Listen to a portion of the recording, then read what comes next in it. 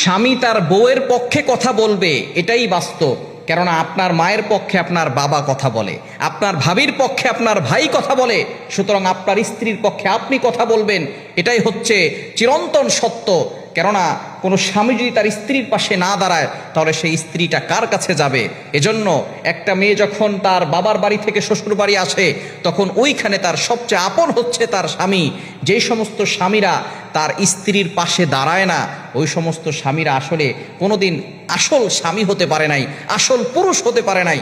এজন্য স্বামী হচ্ছে এমন যে তার স্ত্রীর পাশে দাঁড়াবে, স্ত্রীকে কখনো কারো কাছে ছোট হতে দিবে না, স্ত্রীকে সব সময় মানুষের কাছে বড় করে তুলে ধরবে, এটাই হচ্ছে স্বামীর পরিচয়। এজন্য আসল স্বামী, সত্যিকারের স্বামী যারা, তারা স্ত্রীর পক্ষে কথা বলে। কেননা আপনার স্ত্রী খারাপ হলেও আপনার স্ত্রী যদি অনেক খারাপও হয় তারপর আপনার স্ত্রী, আপনি আপনার স্ত্রীর পাশে দাঁড়াবেন। কেননা আপনার মায়ের পক্ষে আপনার বাবা কথা বললে, আপনার ভাবির পক্ষে আপনার ভাই কথা বললে, আপনি কেন আপনার স্ত্রীর পক্ষে কথা বলতে পারবেন না?